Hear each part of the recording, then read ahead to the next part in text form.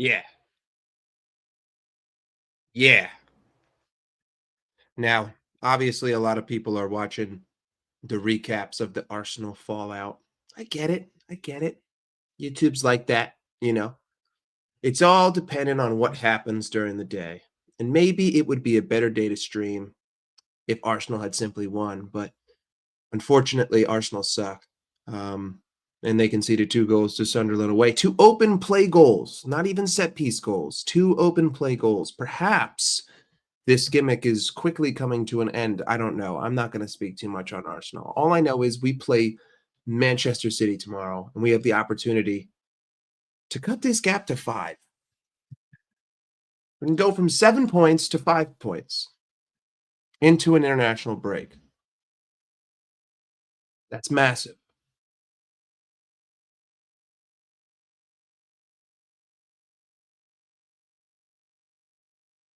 Yeah, what do you mean? Are we just going live?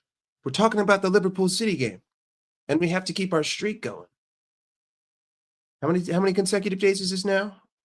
22. I gotta just I gotta keep the streak going. We also just got to talk a little bit about Liverpool and City.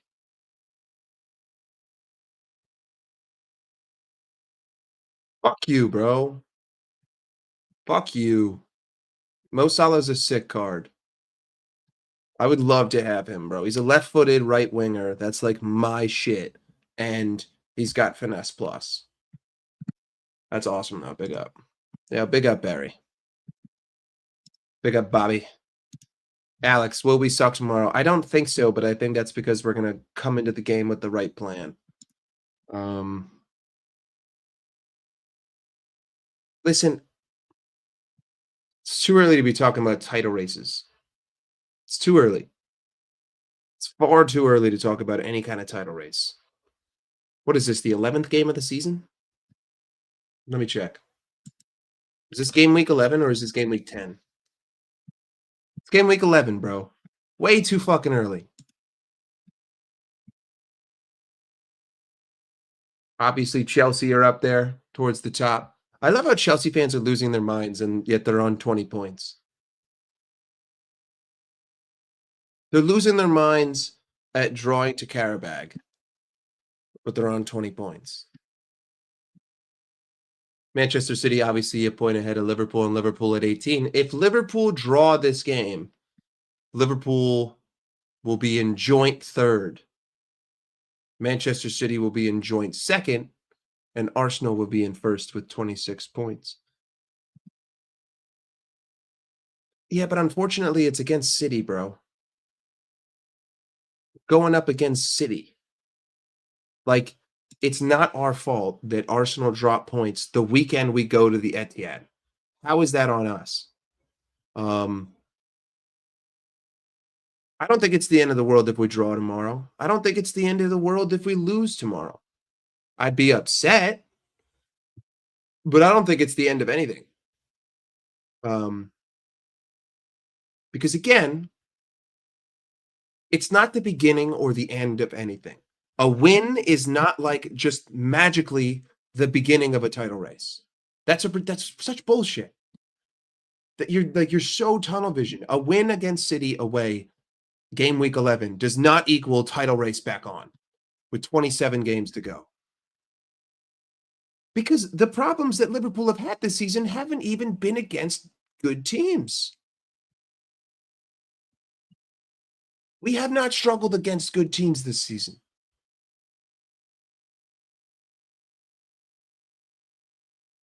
We beat Arsenal at home, and we had more chances than Arsenal at home. So, boom, big game. We beat Real Madrid, beat Aston Villa, who I would consider a good team in good form. We beat Atletico Madrid, good team. We beat Newcastle away, good team, even though they had 10 men, so maybe not so good. It's not against good teams we fail. It's against teams of lower quality that don't play football. Arne Slot simply hasn't figured out how to play football without playing football. I think he had the same problem last year. I think the same profile of teams in the same area of the table gave us the same struggles. So why would I just completely think that the title race is back on after beating an elite team, even though Arne Slot objectively is fantastic against elite teams? How many elite teams did we lose to last season? One in a game of consequence. We lost one game to an elite team in a game of in a game of consequence last season. That was PSG at home. And yet we still were the better side in that game. We just got unlucky. Arne knows how to play really good teams. Arne has not figured out how to play the poor teams. And when I say poor, I don't mean they're bad. What I mean is that they don't play football. Obviously, that's a metaphor. They do play football, but it's different. It's different. Yeah, you're right. Newcastle, Carabao Cup final. But it's different. It's not the same thing. Playing a Brentford mid-block and having Brentford kick 75 long balls in 40 minutes of possession time, that's over 2 long balls per minute.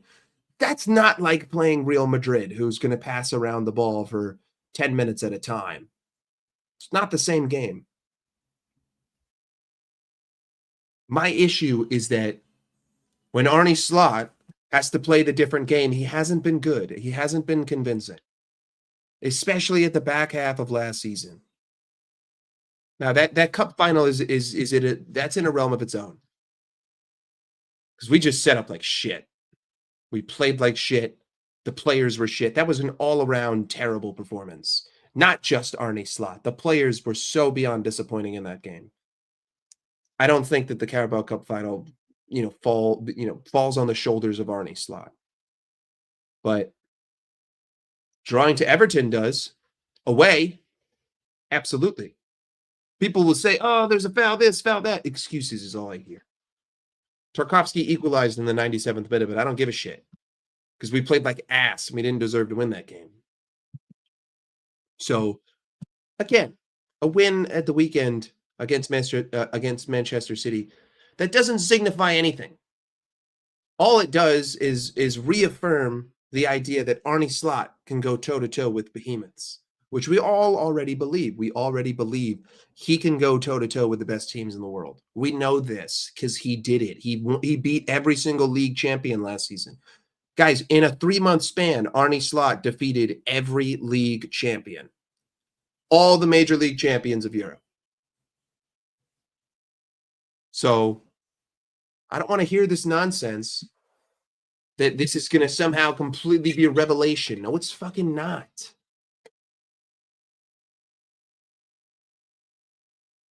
I don't think any Liverpool fan who's had their head screwed on tight is afraid of Manchester City. They're afraid of Nottingham Forest. They're afraid of West Ham. They're afraid of Leeds. They're afraid of Sunderland, especially after what you fucking saw today. I saw a team that barely gave away anything to Arsenal. Sorry.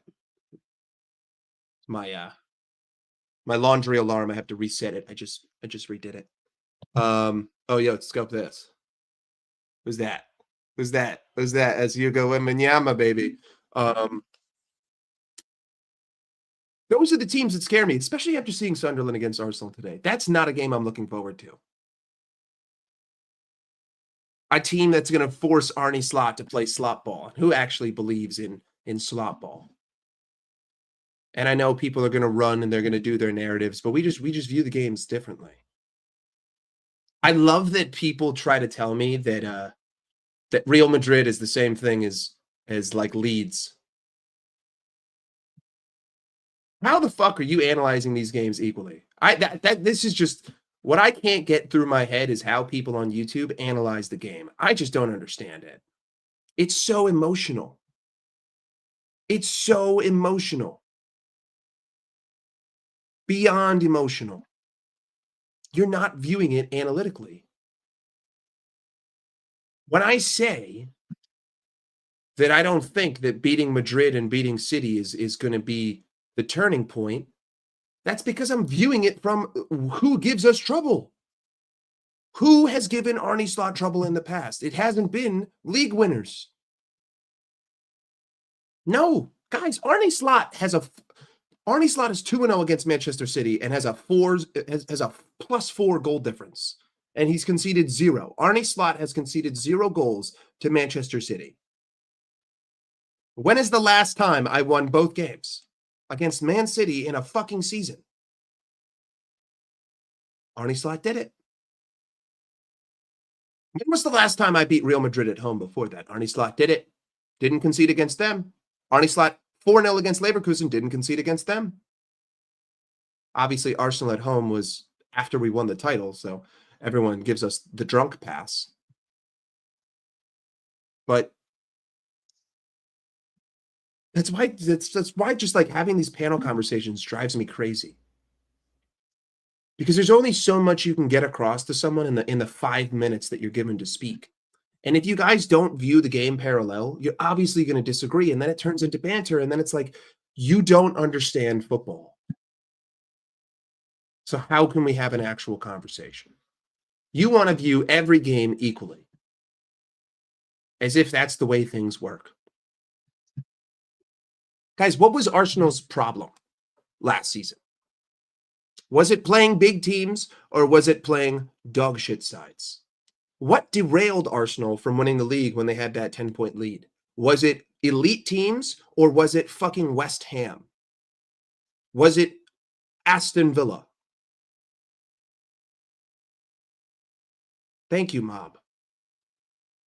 People don't seem to understand that you win the league against shit teams. That is what the league is. There are only 12 games a season where the big 6 sides play each other. There are 38 games in a season. That's 26 games against dog shit sides. Those 26 games are where you win. I don't exactly remember the stats, but I think in like a 2-year period, Jurgen Klopp was atrocious against the bottom 3 for like 2 straight years. That's what costs you leagues. When we talk about when we fell 1 point behind Manchester City 3 years ago, what game do we look at? We look at Leicester. We look at the penalty Mo Salah missed. Leicester, a team that was relegated 2 years later. That's the game that we point to. We don't point to fucking Arsenal away. We don't point to City away. We don't point to any of those games. We point to Leicester and we say, if Mo only made that pen, perhaps things would be different. Then obviously, some people would like to look at the hand of Rodri, but I don't play for Man City and they're not us. So winning against Manchester City isn't just going to be like, we're back, baby. Because I never fell off the pedestal of playing elite teams. We never got knocked off that perch. I don't consider Chelsea an elite team right now. No. It also took them a last-minute winner to beat us, even though we were horrendous. That's the positive. We were so bad in that game, but we lost in the last minute. I'm just to hear, we can agree to disagree. We can agree to disagree, my friend. That's the beautiful thing about this channel. I don't need you to agree with me. I'm not scapegoating single players. Oh, you're talking about the Leicester game? I was making an example of what's the game that people look to. I wasn't slandering Mo, saying that's the game that people look to. Oh, I see you. It's just, to me, I think winning against City is confidence. That's confidence.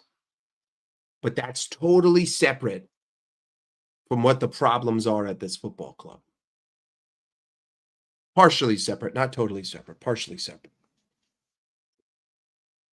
So obviously, it's a massive result if we beat Manchester City away. If Arne Slot goes 3-0 in his first 3 games against Pep Guardiola, that's a massive result. Massive. But I don't worry about Arne Slot against major managers. I worry about Arne Slot against Areola. I worry about Arne Slot against Sunderland. I worry about Arne Slot against Sean Dyche. Deitch. I don't know how to pronounce his fucking name. That's where I worry. I worry when Arne Slot has to impose his style of football on the game. I worry when we have to have 75% possession. We ain't going to get 70% possession at Man City.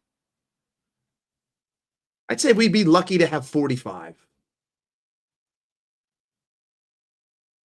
I think 45% possession is like ultra optimistic in this game. I don't think we need more than 45% possession. I don't think we need more than 45% possession to beat any fucking team on the planet. Here's the thing. If you could set up in a low block high press against a Sunderland, I would say, yeah, let's do it. But that's just not possible. It just isn't. With the way that teams play in the Prem, Sunderland will just give you the ball back. If you try to just give them possession, they'll just say, okay, I'm just not going to attack, and we can do this for 90 minutes, and I'll take the fucking draw. Easy money. So, people who are looking at Villa or looking at Madrid, and they're saying, why can't we just play like we did against Madrid against everyone? That's not the way it works. Madrid came there for 3 points. Sunderland won't necessarily come to Anfield for 3 points. So if you try to set up in a low block, they'll just pass around the ball. And they'll do it for an hour. They'll do it for 75 minutes. So you can't do that. I mean, right there, that little point alone, that tells you how few people actually understand football. People were honestly saying, why can't we just take what we did against Madrid and do it against everyone? You ever watched the fucking game? Like, I'm not even trying to be a dick. There's no team on the planet that sits in the top 6 that plays a low block against fucking Burnley, against Sunderland, against Leeds, because the other team will just not attack you. You can take a little bit of the defensive stability from those games for sure. I think the one element that you need to do is you need to build up with 6. Like the 4-2 buildup, that's something that can carry over into every game against every team. We built up in a 4-2, an actual double pivot against Real Madrid. Connor Bradley looked great because he was an actual right back. Robertson looked great because he was an actual left back. I see people analyzing the Madrid game, and they're acting like the way that Real Madrid is the reason why Connor Bradley was good. Pull your head out of your fucking ass, dickhead. Connor Bradley was good because he was actually playing right back. Connor Bradley was good because he wasn't asked to invert. Connor Bradley was good because he wasn't playing right wing. Connor Bradley was good because there was defensive stability around him. There was a structure. Connor Bradley wasn't forced to commit, therefore he could give Vinny space, therefore he could read Vinny. See, this is the way that Bradley really likes to defend. Connor Bradley wants to give you that little step.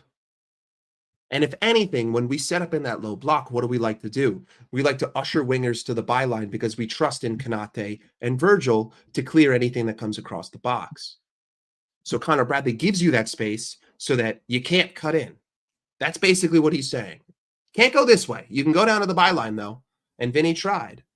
Connor Bradley still cut him off. But even when Vinny got to the byline, he couldn't get the ball in.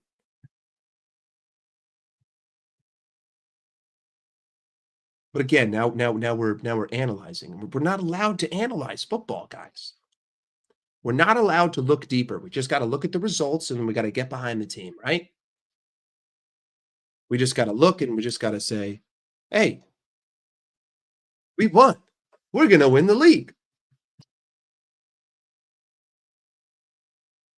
That's how you have to support the club, right? Questioning the manager, calling out the manager, criticizing the manager. Oh no, this is not allowed.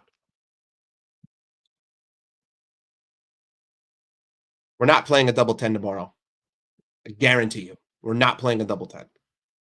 Not happening. Arnie Slot is not going to play the double 10. I tell you right now, Arnie Slot is going to run back the same exact team. Except Kirkes might play because Robertson has played 3 straight games, and Arnie Slot made a point to talk about that. So, but at the same time, I'm not exactly nervous if Milos Kerkez is asked to play as a left back. You see, again, another reason why people don't understand football is they say Milos Kerkez is shit. Listen, he's pretty shit on the ball, but he also hasn't played left back for me. He played left back more. He played left back for me in one game, Arsenal. We played a back 4 against Arsenal. He didn't invert and he didn't drop to become the third center back. He was a left back, and he was good in that game. It's amazing what a player can do if you put him in the position that you bought him for. He was just a left back.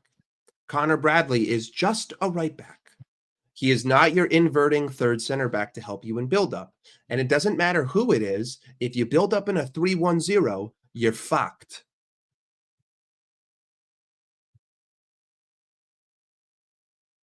Again, I'm only worried if he's asked to invert or drop. If he's asked to drop into the third center back position, I'm worried. If he's asked to invert as a wing back, I'm worried, because if he's inverting as a wing back, that means that we're building up in a 3-1. Again, it's not about him. It's about what's around him. He did the double 10 with Szoboszlai and Jones last year. Absolutely. I'm telling you, I don't think that's what he's going to do. Guys, it's very simple. Manchester City basically play the same football that Arnie Slot wants to play. The only difference is that they're actually able to execute, because they build up basically in a 3-3. They like to drop into their back 3, but the midfield drops with the back 3. Their main progressive outlets on offense recently have been Jeremy Doku and Savinho, or whoever's on the right wing, whether it's Savinho or Foden or Cherki, it doesn't matter. Then obviously you have the big man in the middle, Erling Haaland. They like to compact the pitch in the midfield and stretch the pitch on the wings. They play it properly. Arnie Slot likes to stretch the pitch in the midfield and try to overload the back line. The difference is you can't break down a mid block with 4 players. I firmly believe this. I've watched enough City by now. I see the way they build up. I see the way they handle a press. It's like a mirror image. They just execute it better because the midfield drops with the back 3. Reinders is fantastic.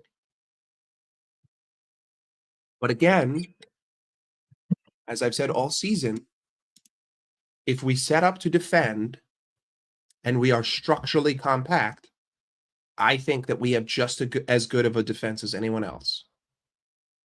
When we set up to not concede as the priority, I firmly believe we are just as good as every other team on the planet at defending. Whether it's Mamadashvili, and if it's Allison, even more so. If it's Allison, it's even more impregnable. The only problem is we find it a little bit difficult to build out, but that's just because we have 9 men behind the ball.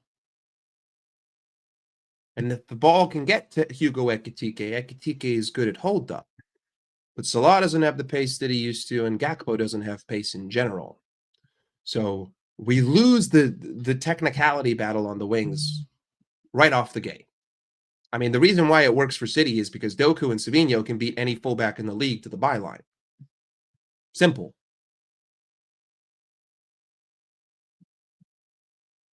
I mean, if you look at that Dortmund game,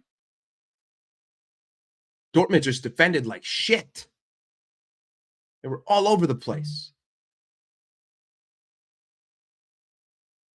I don't think Liverpool will be all over the place if we set up in a low block high press. And that's what I expect. And I expect City to try to control this game through possession. I expect them to feed Doku and feed Savinho or Foden, whoever's on the right. I expect them to try to get to the byline over and over and over again. I just need my middle four, Virgil, Konate, Gravenberch, and McAllister to be on it, or Soboslai, whoever's dropping into the double pivot, because I believe it will be the midfield three of last season, which means that it's going to be rotated. I'd like to see Wirtz on the left wing because of his pressing ability. I don't think that press works the same without Florian. And I need that guy who can create magic from nothing.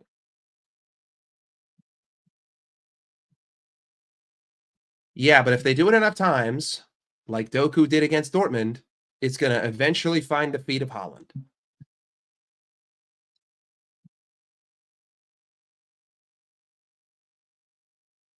I don't think it's going to be Gakpo. I think Hussam had a great shout. If Gakpo starts this game, I see him starting in the 9. I don't see how you could drop Florian Wirtz after that performance against Madrid. If you want to play, okay, this is my belief again. I think that Arne Slot wants to play exactly how he did against Madrid. If you want to do that, you need Florian, because Florian needs to be able to press from the front. And he needs the freedom in transition against this team. Because again, guys, the way to get at City is the same way as last year. Transition play. That's how you get at this team. And if I'm going to play transition football, I need Florian. And ideally, I need Hugo.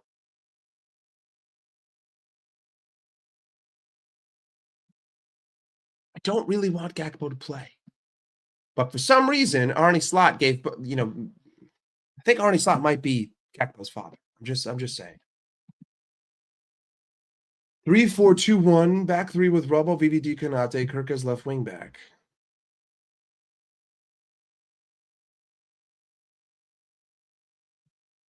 See this. And also, we're not seeing Robbo and Kirkez start. So I don't know what you're talking about. Robbo and Kirkez are not starting in the same game against Man City. Robertson can, but Robertson's fucking tired, bro. He's started 3 straight games. I don't think City lack creativity, bro. I think they just come up against teams defending their asses off. My team. Mamadashvili, Bradley, VVD, Konate, Robbo, Gravenberch, Jones, Soboslai, Wirtz, Ekitike, Salah. So you want to drop McAllister.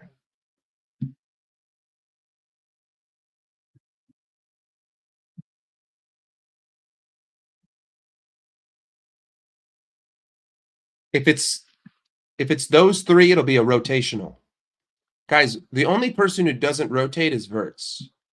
So if it's any of the midfielders from last season, it's a rotating midfield. It's basically 3 8s. And what our double pivot is made up of 2 8s. Remove this idea of a 6 from your mind. It's a rotational 888. They all cover for each other. They all replace each other. They all move in and out.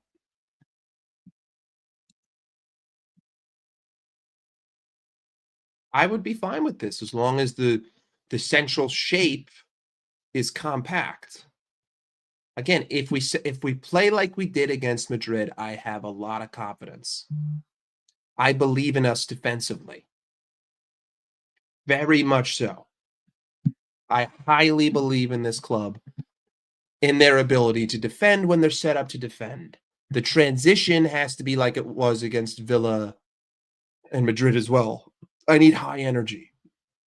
I saw very high energy in defensive transition. I saw us winning second balls. Got to do the same thing. Pause. Got to do the same thing.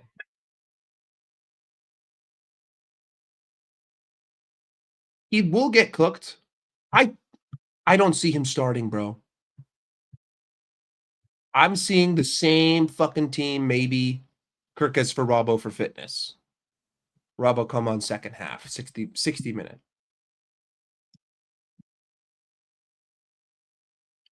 I don't know if Isak's going to touch the pitch. And right now, I don't think I want him to. That's the scary thing. Hugo Ekitike is playing like he is undroppable. Hugo Ekitike is my number 1. Hugo Ekitike is the best player in my team.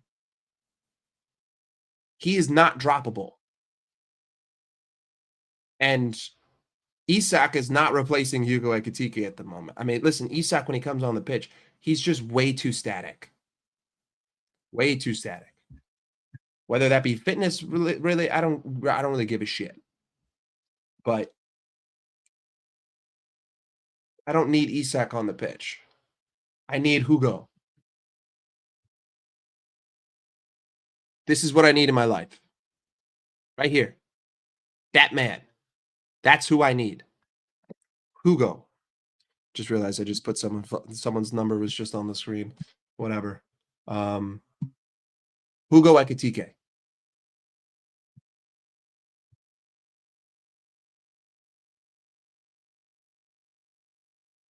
Hugo Ekitike needs to be on the pitch. I agree, Lex. Big up TW. Big up Camino. I know. I don't feel like this is the kind of community to dox people, though. They don't even watch football. That's about a UFC. That's a UFC chat. We're going to UFC 323 after going to UFC 320. Just a lot of UFC, a lot of trips to Vegas. Yes. All right. Yo, me and you, we're good. I've seen Chama twice. Seen him win twice. Me and you, we're homies. I don't think we're gonna play a high line, brother.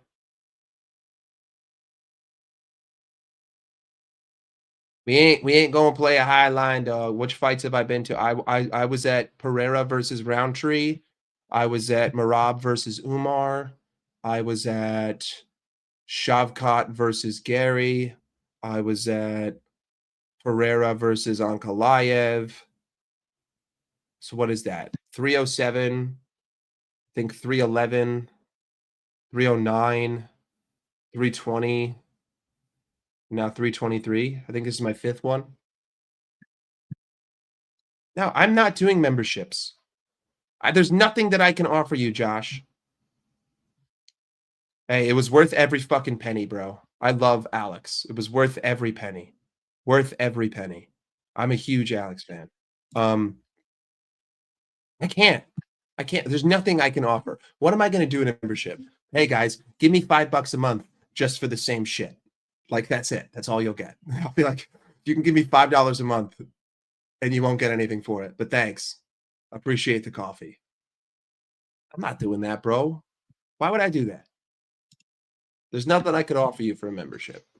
But I appreciate the support. Yeah, cool badges.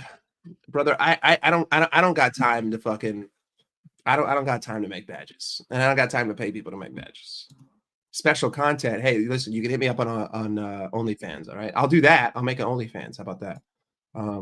It'll be like a sexy Liverpool calendar. That's only if we win. That's only if we win the double. If we win the double, if we win the Champions League and the Prem, we'll do a sexy Liverpool calendar. I'm just riffing at this point. Anyway, we're not going to play a high line. They have +1 in their midfield. Their DM doesn't man marks. Well, we always have a free man tomorrow and build them. Okay, but again,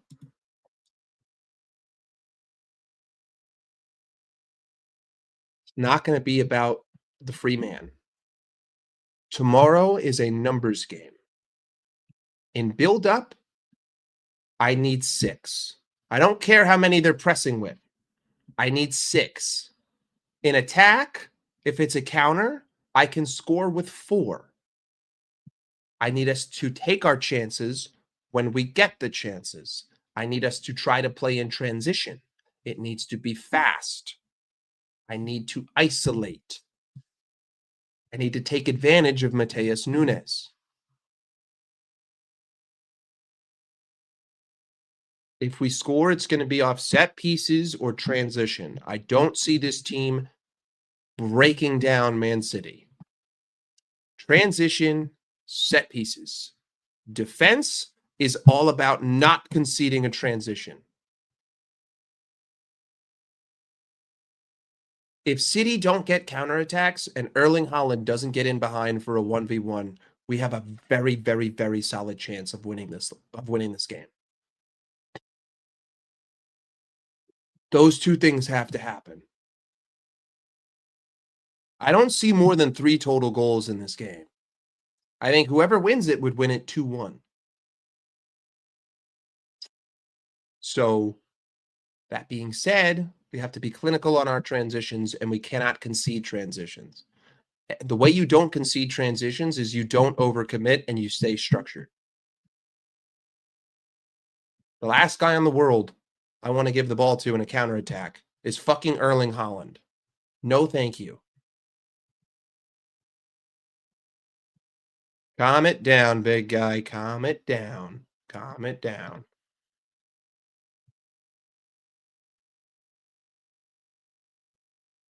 I'm not really sleeping on Isak. I just think that right now he's a little static, and for the kind of game that I want to play, I need Ekitike's hold-up play. But also, Isak's not going to start, guys. If he comes on, he'll come on in the second half. Not going to start. I would be shocked if he started this game. Shocked.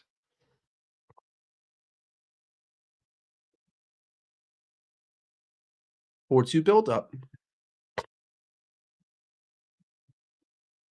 God, I've been a stuffy nose for a week and a half. Fucking sucks.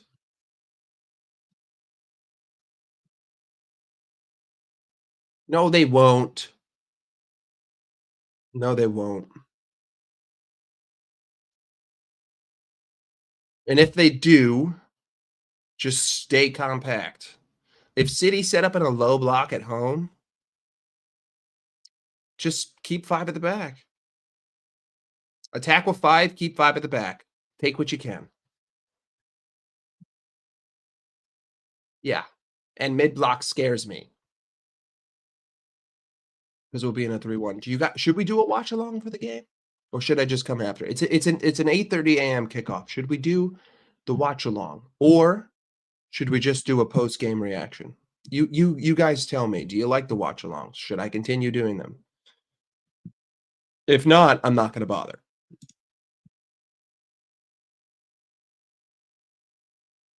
Haaland is the one who's going to hurt me the most because Haaland is the guy who's dangerous in transition, and I'm scared of transition.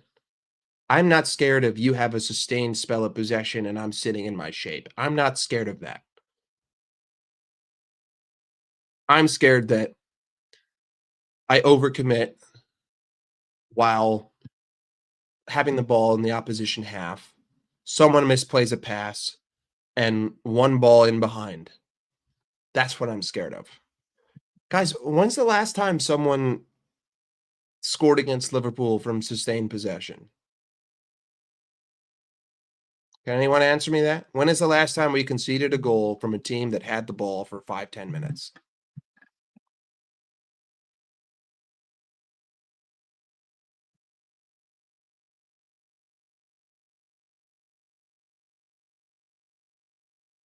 When is the last time? It's not in. Those aren't the moments that I'm scared of. Like, am I waffling here? Are you guys scared of teams that try to break us down when we're in a defensive shape? Or are you scared of teams that hit us on the break? Which one? Please type in the chat. Which one are you scared of? Which one have you seen us get? Which one do you see us concede against? Be honest with yourself. When was, if anyone can answer that, anyone, when was the last time we conceded a goal to someone who just had sustained possession? And I don't want to hear PSG. I don't want to hear the team that fucking won the Champions League 6 months ago. When is the last time in the Premier League we conceded a goal like that? Were we not in an excellent defensive shape against Arsenal? Were we not sitting, holding, waiting? Hang on, people. Someone wants the link. I'll let you guess who. I'll let you guess who. I'll let you guess who wants it. But where did all of Palace's chances come from? Transition. Watch the game again. Watch the game again. Chelsea, that's not a terrible shout. That's not a terrible shout. But again, transition is what killed us. Transition is what killed us. Transition murdered us in that game. I'm almost, wasn't Caicedo's goal off of a midfield turnover? Am I incorrect in that presumption? Do I remember that properly? I feel like Caicedo picked up the ball at like the far end of our own half. Palace were just hitting us on the break over and over. Everything felt like it was off of a turnover. It didn't feel like they had sustained possession. What was Palace's possession stats against us?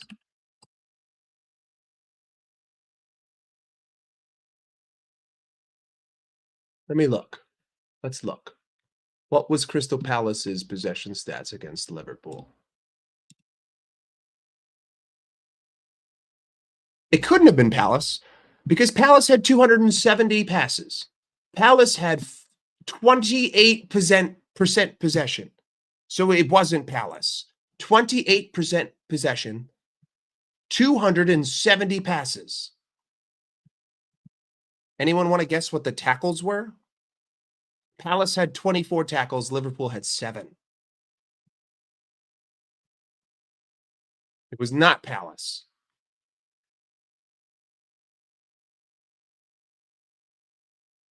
Jesus Christ. Palace had less than half the amount of passes that we had, and they had more touches in the opposition box. That's not sustained possession, my G. Palace demolished us in ground duels and in dribbles. They were 6 for 7 on dribbles. But anyway, I've digressed quite a bit.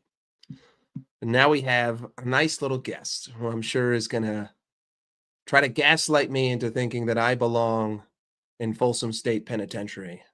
I'm not sure what he knows, if he knows what Folsom State Penitentiary is, but here he is. Here he is, none other than James Redmond. Is he here? Motherfucker? I don't see, I don't, there we go. There we go. He's here. James is here. Can you hear me? Mike, my Wi-Fi sucks ass. Let me try this one more time. I'm going to go out and I'll be back in, okay? Because my Wi-Fi... Okay, there we go. All right. Not the way that we wanted that to start. Here, James, I'm gonna boot you from the studio so you can come back in.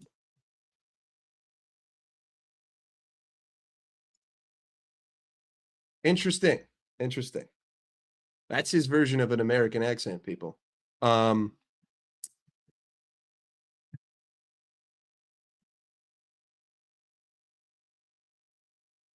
He cannot drop verts. No one can fuck with me. You hear me, Himothy? No one can fuck with me. How about now? Fuck you, Mike. Fuck off, Mike. No, I ain't having this shit. Fuck off. I'm not doing this. I ain't doing none of this. I'm not doing that. We're gonna get caught in the transition and all that bullshit. I'm not doing none of that. Not a chance. Not a fucking chance. Yeah, wow. He's doing the American accent. Chicken on a kind of cold. What the fuck? I'm sorry, but what the fuck was that attempt at it? Was that a Scouser accent that you just tried? Because Mike, you got to leave the impressions to the professional impression. I can't do. I can do a posh British dickhead accent, but I can't do Scouser. Mike, you're a dick anyway. Okay, like that's gonna come naturally, no matter what type of fucking accent you try and transition into. But talking about us getting caught on transition, I'm not doing it. I'm not doing it. You're not talking about us getting caught in transition against Man City? Yes. Why? Because why? We just fucked Real Madrid. We absolutely annihilated Unai Emery's informed Aston Villa. I'm not doing it. Not a chance. Go fuck yourself, Mike. Wait, Mike, can you monetize now? Yeah.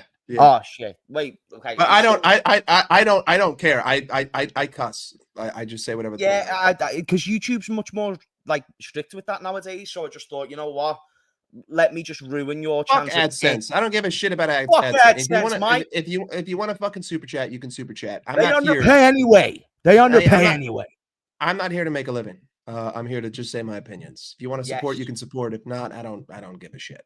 That's why I'm not doing memberships. Your opinions have got you 5 life sentences in the RNA slot penitentiary. By the They way, haven't though. They they haven't. have. They No, fucking they have. haven't. They Well, have I just said not. they have, so they fucking have, you know? Like, Mike, don't forget we started this, like, long time ago, okay? And the second that you started getting a, bit of a voice, bit of a platform, saying that you escape the authorities, what makes you think that you have that sort of power and control over the authoritarian RNA slot? I don't think you do. Because first of You all, got a I'm an fucking American. awesome mustache, and that's about it, Mike. But that First of awesome all, mustache can be in a cell with fucking first cow. of all, I'm an American, and in America, we make the rules. All right, we set the tone here. You came Secondly, from us, motherfucker. You came from us. You know second, that. yeah, okay, You know that. Yeah, you know that. 1776 is all I hear. What's that? What's that? The French are Damn, you coming. going there? What's that? Damn. The French are coming. The French are here. Damn. Big up, Lord We and Cornwallis. all that. Listen, again, I don't think anything has been dispelled because before the Villa game, before the Real Madrid game, before the City game, I had a pretty decent idea of what was going to unfold. I think Villa surprised me in the way that Villa played. I think Real Madrid, I was pretty spot on in how I thought the game would go. And in City, I'm expecting much of the same. But also, at the same time, I understand that against elite teams, Arne Slot is fantastic. That's not where I worry. I worry when Arne Slot has to play Arne Slot ball. I worry when Arne Slot has to have 700 passes. I worry when we have to have 75% possession. That's what kills me. I worry when other teams don't play football. Man City are going to play football. They're going to show up tomorrow and play the game. Yeah. Brentford don't show up to play the game. Palace don't show up to play the game. United didn't show up to play the game. So those are the stark differences. Again, I expect a win tomorrow. I want to see a win tomorrow. I think that we're going to be defensively solid, but that's not going to change my mind in the grand scheme of things. 5 points behind will be fantastic, but Forest is going to tell me more. Leeds is going to tell me more. Sunderland, especially after today against Arsenal, that will tell me more because that is 26 games of your season against those sides. And those are the sides that define league winners. And those are the sides that have made me look like I have the worst defense in the league, even though I don't think we do, or not even close to it. No. That's the only point that I'm making, is that I held my opinions for the way that we played football, not because I was mad that we were losing. And if he comes around and he goes through the next 10 games and he wins all 10, I'll be the first one to sit here and say, you know what? There's a reason why he gets paid and I don't. But I need to see that happen. Oh, so now it's about free speech. I get you. Okay, so now that's not what I'm saying, James. Maximize your free speech and go, oh, you know what? Your Arne Slot's the guy. No, relax. You're in the Arne Slot penitentiary. There's no coming back. And your cellmate is Callum. It's fine. I hear what you're saying about how you want to see it against the team. Do you know where I interject and I just completely disagree with you and Carl? Is that you guys doubt that we are going to be like, you guys think that we're going to get to the Sean Dyche ball and we're going to struggle. That's my presumption, because you think Arne Slot's going to go back to Arne Slot ball, do the board man things, and try and keep 75% possession, going side to side, not really doing much with it.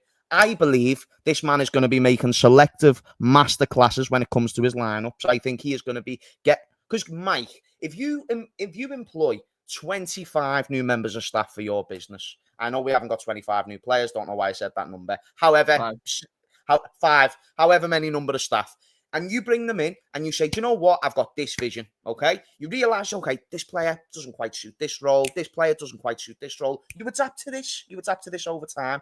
What changes?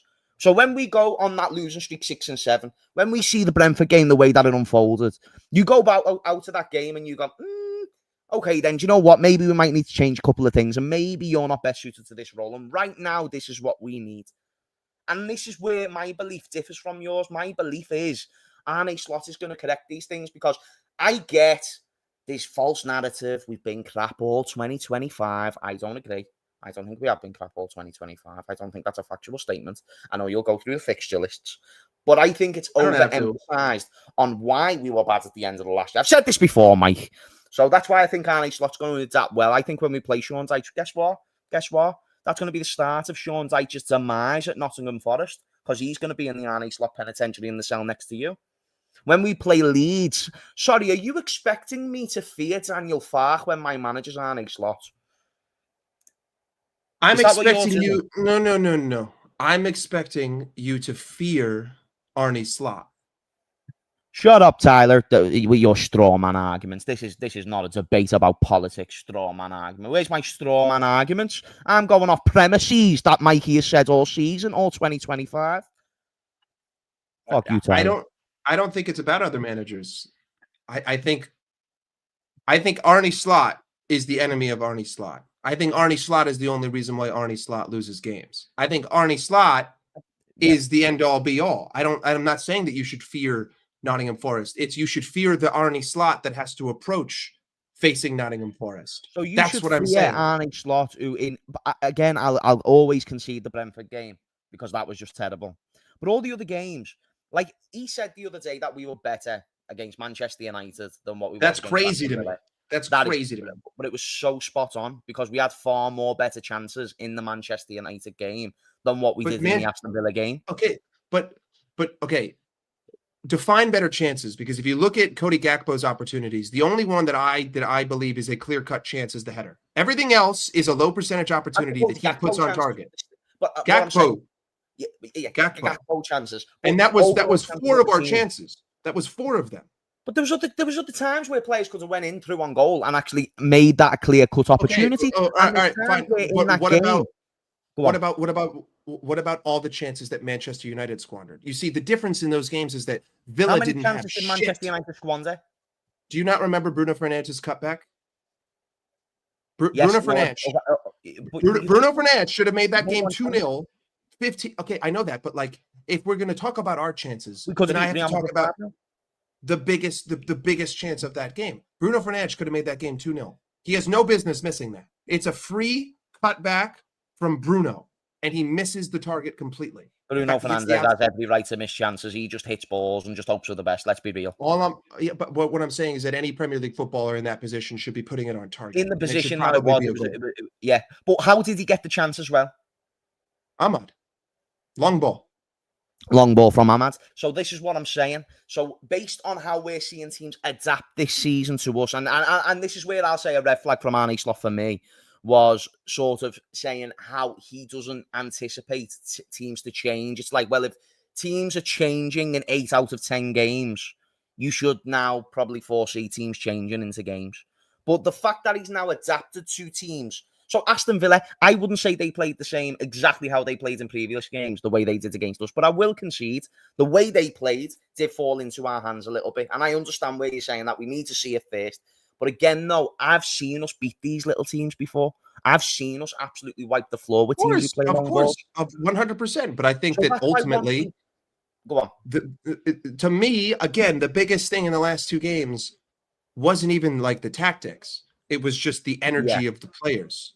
The energy alone was bigger. I mean, obviously, the tactical shifts were massively important. Dropping back to build up with 6 against Real Madrid was imperative. Sitting in a low block in defense was imperative. Pressing with only 4, that was fantastic. But it was the energy against Villa in defensive transition. It's the energy. Even on the ball, even though it's not where I want it to be, I saw more energy from the players. Now, against Villa, they were also playing in a low block, so I expect the midfield to look better. 20 minutes into a game, if you put 9 behind the ball, you're going to have freedom in the midfield. But maybe that's the one thing that the players just weren't giving before, is the same amount of energy against Brentford, against Palace, against United, against Chelsea. But if I see that for 7 straight games, well, I can't just be like, oh, it's just the players. Because at a certain point, the manager has to look and say, why is there such a lack of energy here? What is going on? But he has explained why we have had a lack of energy based on players getting in and out of in terms of injury. So we've had Conor Bradley, who he was injured at the start of the season, meaning Frimpong had to step in, then Frimpong gets injured, then we have to move Szoboszlai to right back. Everyone complains about Szoboszlai at right back because he's not a right back, but he has to step in there because he can do the most viable job with the other 2 absent and not fit.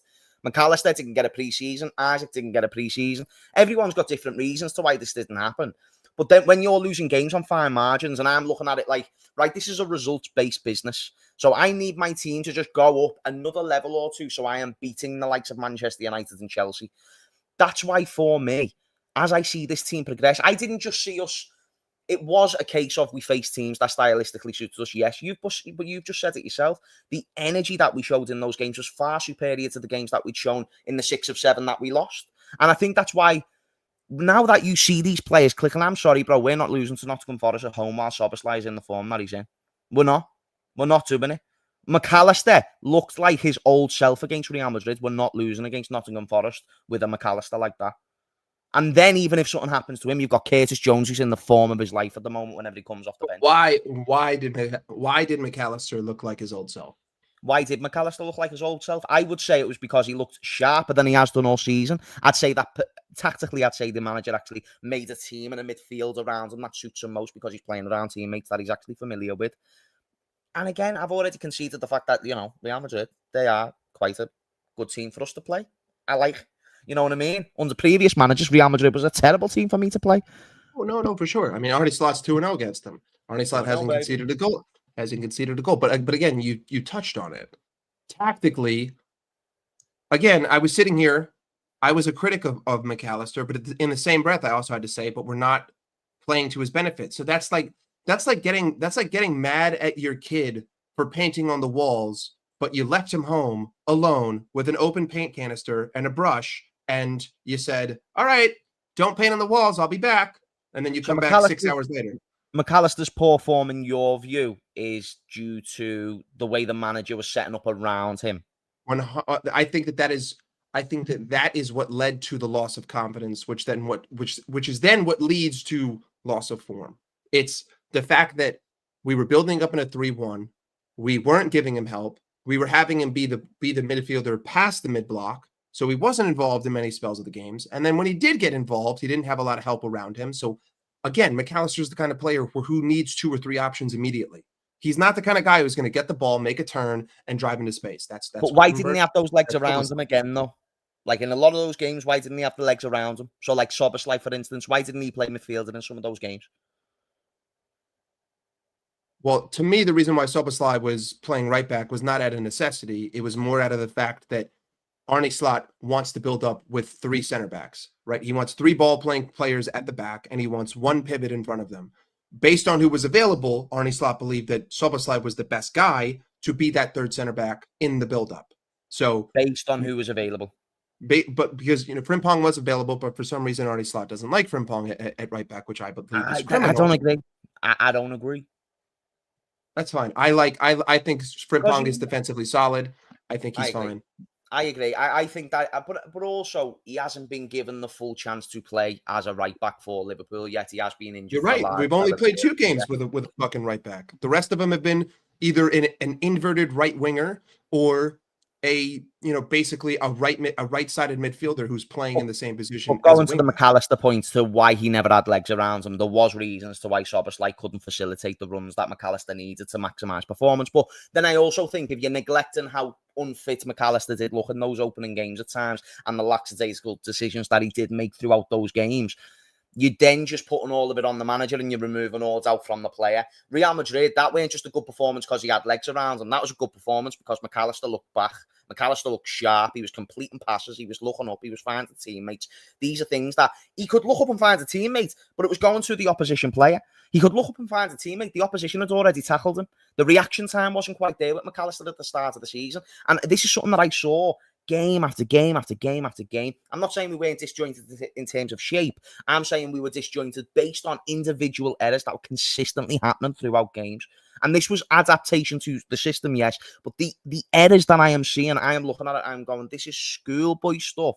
And if this is getting brought on the manager, yous are daft. Now, I understand if that was to be happening for an extensive period of time, let's say it was going into January, then you're looking at it and you're going, the manager has not been able to find any sort of fit balance with this squad. The players are still looking disjointed. They're still looking unfit. Therefore, what are we doing on the training ground? These are questions that would be fair to ask on a longer basis. But when you have added these new faces, when you have had the complications with players not again, the amount of players who did not get a full pre-season, and I know people don't like the sound of it, but in a Premier League where there is such fine margins, it is ideal if that can be the case, that you've got fit players. We all know Isaac is not a crap footballer. We all know this. But yet he's still coming to games. I would not say has looked like a fantastic Alexander-Isak. He hasn't looked sharp. And that's because sharpness is built through games itself. Well, he's been very static, but I guess my perspective and your perspective are going to be different on McAllister because I saw these same issues last season. I saw these same types of performances in the second half of the season from McAllister, from Szoboszlai, So from where we're whoever. aligning to these performances too is different, isn't it? So you're saying it's because of the system. I'm saying, so I think last season's issues was because Well, no, of I think it's a combo. I definitely think it's a combo, but I think that if it's a balance beam, the majority is the system, and the minor majority is his fitness. We flip on that one then. We flip on that Exactly. But I mean, listen, I'm thinking like 60-40, 70-30. Yeah. But I'm always going to look at the 60. I'm always going to look at the 70, and that's what I'm going to hyper focus on. But you say that we're not going to get hit in transition tomorrow. So what are you thinking? How do you think tomorrow's going to go? Because I've already told people. I didn't say that we were going to get minutes. That's what they will attempt. But I just think this is going to be a vintage Liverpool City game. I don't think that City are actually going to change or be too different to what I've seen. So when I've watched City this season, you can't undo the years and years of what that team has been like literally intrinsically designed to do. No matter what Pep Linders you bring in with his fucking stupid book that he wants to bring into the tactics, that book has been ignored. Do you think Man City, out of all the things Man City purchased, do you think they bought Pep Linders' book that he made at us? I don't think they have. By the way, I wouldn't mind buying that book. Do you think they've added a Pep Linders style to their team? I think that they don't counterpress like Liverpool used to, but they are very compact. And when teams are trying to build out the back, they are good at pressing, and they are good at forcing teams to turn it over. I wouldn't say it's like the same Gegen pressing. You are right there. They have got a good counter attacking. It's not like if you watch that Dortmund game, Dortmund couldn't get it out of their own fucking half, and that's a lot. I know 100%, but I see that all the time against this team. And I also think that it is a little similar to how Liverpool played because they really are leaning on their wingers. The only difference is that Erling Haaland is their Mo Salah, right? Like the only difference in this City and the Pep and Linders Liverpool that he was a part of is that the wingers are creating for the striker, not the left winger and the striker are creating for the right winger, if that kind of makes sense. But there are similarities. They do build up in a back three, but they really build up in like a 3-3. If Reinders drops, so does Bernardo Silva, so does Phil Foden, so does whoever, right? They drop, but Doku and Savinho stay high. Erling Haaland stays high. I think that you can get at them in transition. I just think that we have to approach it the same way as Madrid. High press with 4, 6 back. When they have the ball in our half, it's low block, set up shop. Play it to Ekitike, hold up play, wait for Wirtz, wait for Salah, take our chances when we get them, ride it out. I think that that's the way you have to go to the Etihad right now. Because I agree with you. I don't think that City are going to fucking play a low block. I don't think City are going to change their style. They're going to try to impose themselves. And we should not try to impose ourselves. We should respect them. We should respect them, and then we should hit them on the counter. Because they're not going to be starting Rodri, which is something that I saw Pep say earlier. Yeah, I think it's going to be Nico Gonzalez. Yeah, Nico Gonzalez. And do you think he's going to start next to Bernardo Silva in that midfield pivot? My assumption, I think it's going to be Reinders, Gonzalez, and Bernardo Silva. I think you'll see. Yeah. Well, I mean, listen, I don't even know if anyone plays with a traditional 10 anymore. I just think that's what the midfield three is going to be. I think like you're going to see like a 4-3-3 and 4, which is exactly that's why again we reverted to last year and we just stuck Wirtz at left wing and said left wing is free roll. Mo Salah, you have Cody Gakpo's role. Wirtz, do whatever. Midfield 3, you rotate, you do the same shit. I think it'll be O'Reilly at left back, Nunez at right back, Gvardiol and Ruben Diaz. I think it's going to be Doku. Yeah. I think it's going to be Doku, Haaland, and then I think he'll play. I think it's probably going to be Foden. I think Foden. I Right. think Foden will start, and then that way you have Savinho, Cherky, and Marmoush on the bench.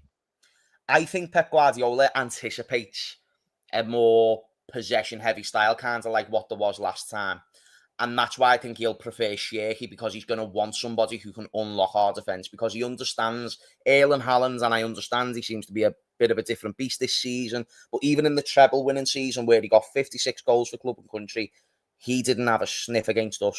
He did, But and James, he's coming up against the same centre back partnership. And I think yes, they're going to start. So the only difference in my team to yours, I believe, because I think they'll play Doku and Haaland, I think it's the midfield three that I disagree with. I think they're going to go with Gonzalez, Bernardo Silva, and Foden centrally. And there's a chance Sheikhy and Foden could interchange. Because again, I think they're just fully anticipating to be on the ball. But if they do that, I think that's their downfall, to be fair. Because I think we'll just run them through the park. I think we'll absolutely smash so them in that's park. that. I mean, I think they need Reinders. I don't think that he's droppable. I think that they need his physical. And if there's anyone, so put it this way. Sorry, I'm still kind of sick, and so this fucking mucus is fucking with me. If we're pressing with 4, if there's one midfielder who's at City right now, who I think can find the space for Ruben Diaz or whoever just to thread him a pass in the middle, and then he takes a turn, he runs it for 40 yards. It's Reinders. Reinders has to be on the field for that reason alone. Be the carrier to start a counterattack after bypassing a press. But I just think that the way that he's thinking, at least in my mind, would be use the wings, whether it's Foden or it's Savinho, and wait until the legs get tired. And then you bring on Cherky, then you bring on Savinho, then you bring on Marmoush, and you go all out attack towards the end of the game. At least if I'm Pep Guardiola, that would be my thought. I think that we're going to concede a lot of possession to them. I think it's going to be a lot of moving around. Question is, do we have the legs to deal with that? I don't know. I don't want to see side off the ball, baby. I was loving it. Start side to side, off the ball. As long as we stay compact in the middle, and as long as Connor Bradley doesn't bite, Bradley, usher Doku to the byline as much as you want. Yeah, it counts as being dribbled past, but if you got Konate, if you got Konate, Virgil, Gravenberch, and Soboslai in the middle of the box, by all means, buddy, do it. Keep crossing it. And not to the level that Trent did it, but like even Trent, I thought that game it was a little bit harsh on him because so did I. I actually defended him, and I hated him. I was hating him all season, and I defended him. Yeah, I thought that was harsh because I didn't feel like I thought he was kind of navigating Doku to areas Doku didn't want to be in, and I thought that was a net positive. He was ushering him there. He was told to do that. Trent was told before that game, don't bite. Don't bite. He's not allowed to cross you. So if he's going to beat you, it better be parallel. And we're willing to take our chances letting him get to the byline versus he cuts in because you want Konate to not have to vacate. Because if he cuts in and Trent loses, then that means Konate now has to move up, which means that there's space in behind Konate. So you just want to stay stopped. And I think that that's what Bradley did very well against Vinny. If you rewatch him, what did he do? He kept basically like a 3-yard distance between him and Vinny, and he said, "I'm not going to bite. So you pick where you go, and then we'll go from there." And Vinny just couldn't beat him. And that's what happens. I mean, fullbacks need to concede a little bit of space, and I think that when Bradley looks poor, it's when up against like a Grealish, when Bradley feels like he feels the need to get tight. But then again, any fullback can get cooked when they get tight. Of course. That's why support's required. That's why I want the midfield to really contribute. I need to see Salah also contributing defensively this game as well. Yet again, I need this experiment. It worked last season fantastically, letting him be the outlet and letting him stay forward. That can't happen this season because I don't think it will. You think he's going to let him stay forward and just try and score? No. I think it's going to be the same thing against Madrid. Salah was dropping deep as fuck. I mean, the one issue that we had against Madrid was that we found it difficult to break out. Like once we got the ball back, we were turning it over a lot, but that's because of how compact we were. And especially in the first half. First half, especially, I was seeing a lot of that where it was. He was a little sloppy. Gravenberch was a little sloppy, but at the same time, we didn't really have like a an outlet ball. That doesn't really necessarily concern me too much. Although I No. am more scared of City than I am of Madrid. I know that people will think that that's crazy. But playing in the Prem away is a different beast than playing at home in Europe. Who do you think is going to be the team that Arne Slot goes with? I think from goalkeeper to striker, like the whole team. Yeah, I think just rattle it it'll off. be, so Gio, Bradley, Kanate, Van Dijk, Robertson, Gravenberch, McAllister. I think Soboslai, Salah. I hope it's Vert, but I think he's going to go with Gakpo. Gakpo Nakatike? Mm-hmm. As it comes off the bench, I don't think he Did you starts. did you hear what Arne Slot had to say about Andrew Robertson? No, what did he say about Robertson? Basically, About Robbo has. how he was tired coming off the Madrid game. No, yeah, well, yeah, it's just basically that Robbo's played the last 3 games. Based off his words, I don't think that He played Robbo's going to against Palace, start. yeah. He played against Palace. I don't think he's going to start. I think it's going to be Kirkes. But here's the thing: I don't. What's the best game that Milos Kirkes had? Arsenal. Arsenal is the best game that we have seen Milos Kirkes. Yeah, and why was that the best game? Because we actually played with a back 4, and he was a left back. So if we don't do this stupid He shit, was also just sharp that game, man. Like I get what you're saying. Like he had a better support system behind him because we set up defensively great against Arsenal. I will 100% agree. One of the better defensive performances this season. The only area I've seen Kirkes be well supported in other areas and just make an absolute. He's not. He's not. He's not. Listen, he hasn't been good on the ball. 100%. Like I still think he's pretty shit, and he's making Wash Robbo look like the second coming. But at the same time, I mean, I guess maybe since it's the international break, Slot might just take the risk. That's what I'm thinking. That's my only glimmer of hope is that if it's the international break, he's just going to play and hope Scotland's only play him in a game, and then Bush. You know what I mean? Like that means we can have our best left back because Scotland already qualified. Left back, man. Huh? Are Scotland already qualified? If they are, then Robertson doesn't even need. Yeah, if they're already qualified, that might actually lean me even further to him choosing Robertson over Kirkes. To be fair. No, they have not. They have not. They have not. They have a playoff spot. Fuck. But the playoffs are in March of 26, so this doesn't count. Okay, so these are friendlies that were upcoming then. I believe so. I mean, I'm just reading what Google's telling me. They're telling me that the playoffs are in March. But do you know who's a fine Robertson alternative? Kieran Tierney, baby. Oh yeah. And I think if he does play, then he's going to play in that left centre back role where he actually has played for Scotland quite a lot, to be fair, in his career.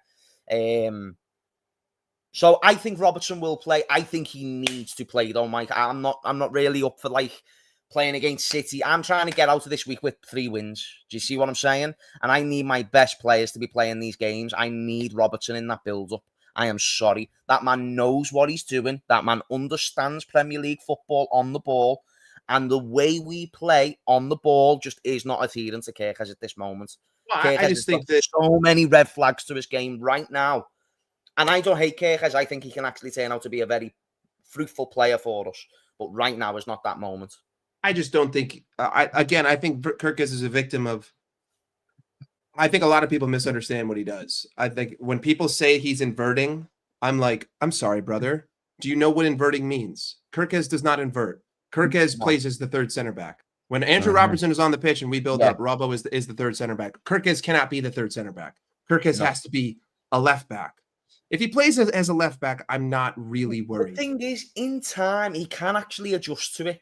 The things he's being asked to do is not impossible. It's really not. Like Robertson weren't as good at it as that at one point. But what I'm saying is that like Robertson has just got that know-how. He's got that experience. And most importantly, he's just got the ability to be able to pull it off right this second. And I need that. Mike, I don't think you understand how much I need. I need Andrew Robertson starting this game. I think that is one of the most overlooked assets. I agree. I want him to start. So I hope your feeling on whether Arne Slot chooses him or not, I just hope you're wrong. But I do get. No, listen. I think that Robertson is the clear choice. I also think that Wirtz is the clear choice. I don't think that Gakpo can start this game. I don't see what he does for me. Off the ball, especially. Just anything. There is nothing. Wait. If you're telling me Gakpo wouldn't be able to find the inside of Mateus Nunes and be able to bang one in. It's not about that. It's not about that. It's It's about the about fact that. that no. It's about the fact that when Cody Gakpo gets the ball, again, much like everyone else in this fucking team, he finds himself in unfortunate, low probability situations. When he cuts in, more often than not, it's not just the fullback. There's a center back and a midfielder in between him and the rest of the team. So I don't really blame him for cutting in and shooting because he never has a fucking option other than to cut in, look up, and be like, "Oh well, I'm fucked." Bada bing, take a shot. But So, he hasn't got like but he doesn't press as well he as hasn't Wirtz. got a McAllister who looks like he's just smoked 20 cigarettes before a match playing with Well, him. I listen. I say that McAllister looks like he runs around the pitch with a walker, but Yeah, exactly. That this is what we agree on this. But this is why I also need Robertson to play. The only way I'm going to be even fine with Gakpo playing is if Robertson's there. But that being said, the only thing I don't like about that left hand side, I think it's good for the build up. I think it supports Gakpo's strengths more. That being said, I don't like it off the ball, to be honest. Off the ball or Gakpo. Sorry, the left-hand side of Robertson and Gakpo, I think it's fruitful on the attack. I think it's fruitful in the build-up. Gakpo's too jumpy. Gakpo more, huh? Gakpo's too jumpy. He's too quick to try to go for the counter. I think notoriously Gakpo's best games just came with Robertson in the build-up, though. I think anytime Gakpo, if you've looked at him and gone, Gakpo was on form today, he was able to find himself in some dangerous positions. Because I know that you said before about Manchester United and whatnot, but what would be deemed a dangerous position for any normal player, I think Gakpo he's a weird one, like he can make a half chance be a good chance for him. But that's why Robertson needs to be there, because he's the only one. He's the only way that Gakpo is going to have that support, with a fit McAllister, of course, as well. If we see Kirkes, I'm sorry, he just doesn't have the reads. He doesn't have the reads. And Gakpo can't read him. Gakpo doesn't know where he's going to be. And I don't even think McAllister does either yet. I think Kirkes' head on the football pitch is a little bit all over the place. And I think if he's getting run, if my hypothesis is right and he goes with Shaky, I'm good, me. I think Robertson shoots against Shaky more defensively as well.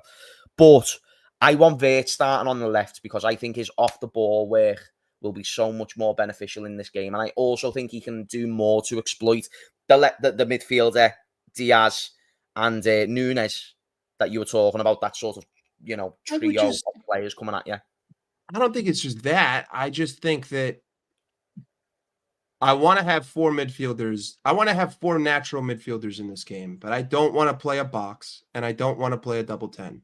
I'd like Wirtz up there because of his work rate, his creativity, and his ability to find spaces. Pressing is also fantastic. And then at the same time, I want three forwards on the bench.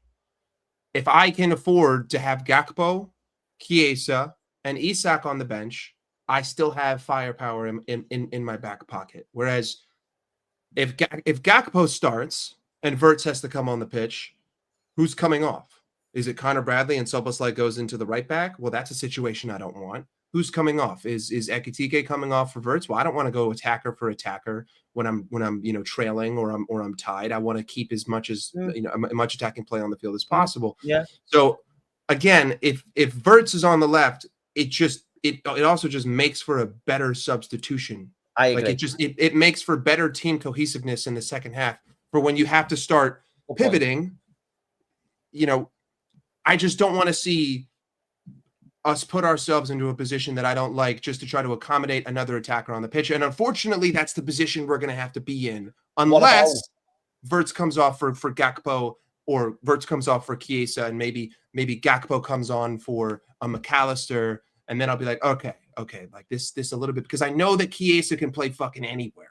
Yeah, that's what I was going to say. So, like, also with Chiesa, who can play anywhere, I can't view Ekitike as that versatile striker. Yeah. Winger as well. He can play false nine. He can play left. Yeah, wing, exactly. So I'm just thinking, like, maybe later in the game, with the fact he's got the match fitness, could you move Ekitike into the left-hand side when you bring on Isak, and then say when you bring on Chiesa as well, you could either go with the two up top and a diamond shape, or you could go with, Ekitike on the right, like he's trying to exercise at times, which I'm not the biggest fan of, to be fair. I prefer him to just go on the left. I think that's where all of Ekitike's best moments come from. Yeah. Bit of a mad theory. I also think all of Chiesa's best moments come off the left, and I don't know why that's not being talked about more.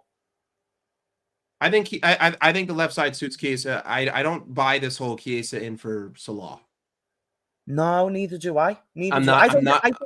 I think the best alternative we've got to Salah is Frimpong. I think the best alternative is to just run a fucking 4-4-2. But that's different. No, but I mean, That's player for player, Frimpong is probably the best thing you're yeah. going to get. Like, anytime Frimpong is in them attacking right-handed positions, He gets he's to the all byline and he crosses it. exactly. So that's why I truly believe that's where Frimpong's assets do come into this team, except he's not available for this game, obviously.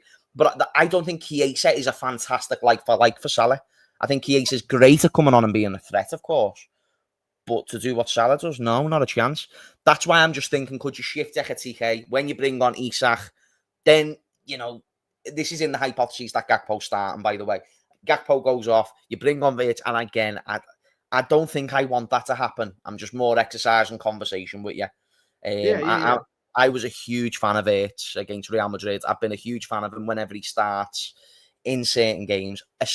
And I kind of like that idea in, where he can sort of drift in from the left-hand side and kind of just go where he wants in that front three, depending on where we are in the game. Because I think Vert suits that. Oh, sorry, behind the striker three, not the front three. I just think that I want my most creative players on the pitch at the beginning of the game. Verts is my most creative player. He's created the most chances for me. He's a great presser. He's good in tight spaces. And we know City aren't great at like defending, created chances as well. And he's great with Ekatike, and I think Ekatike has to start. So I think you have to start Verts, and you leave Gakpo, leave Chiesa, leave Isak. Have those in your back pocket. Yeah, but we should be playing to score in the first half. We should be playing. I mean, first goal could very much win this game. So we should be playing for the first goal. We should be playing smart, compact, counterattacking football, and that's why I want Verts, not Gakpo. And I would just rather see. I mean, Gakpo was good off the bench against Madrid, so figure it out later.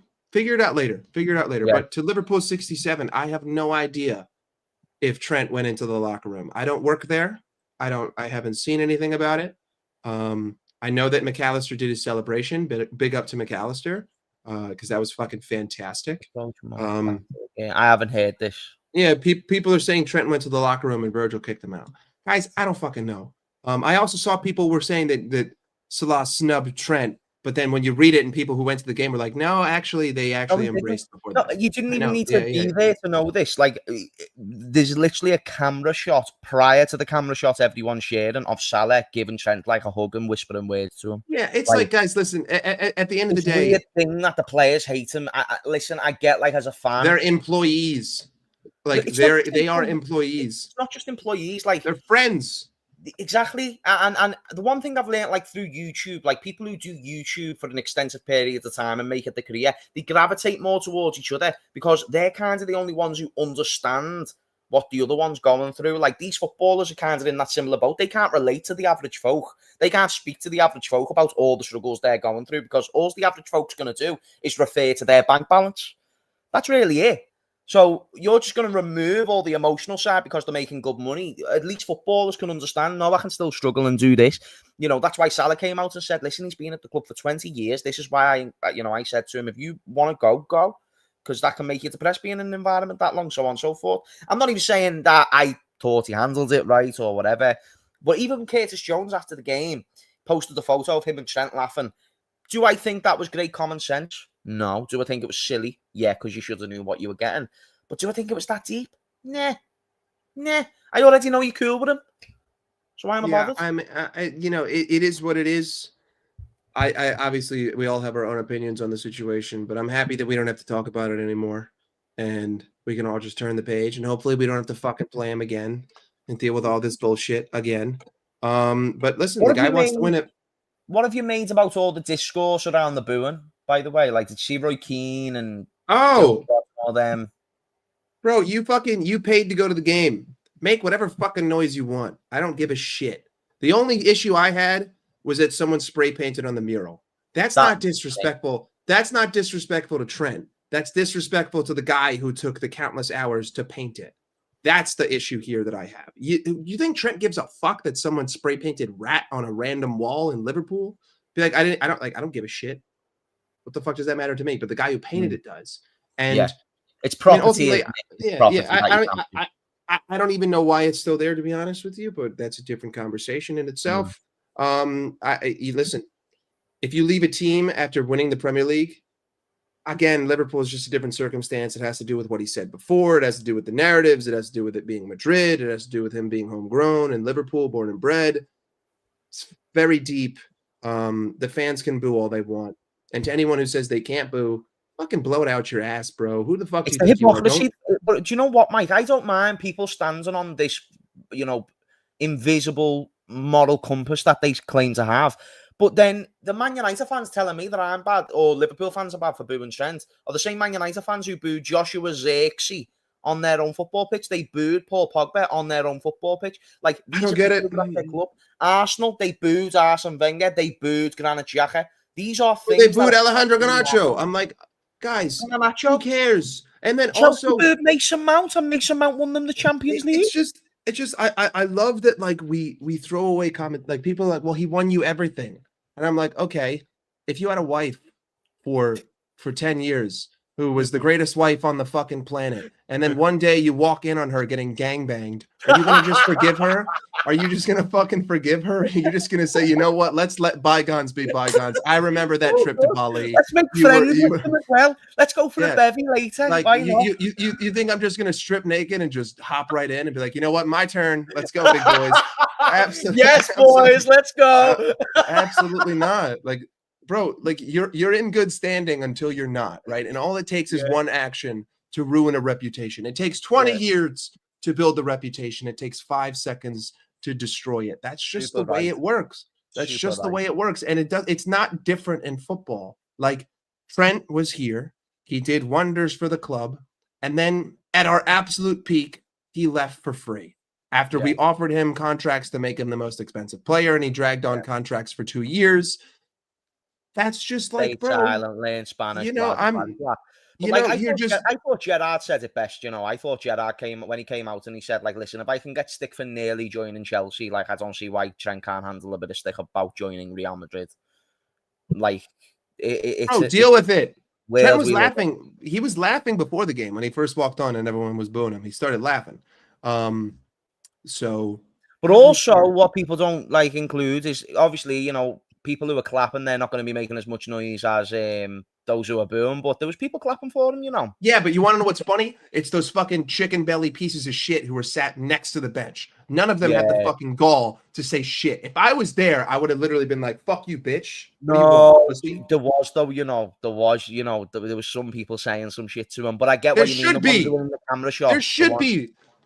I mean, listen, So as long as you're just not crossing the line, you're not saying anything too bad, but you're just saying stick it up your ass. Like, yes, that's fine. That's fine.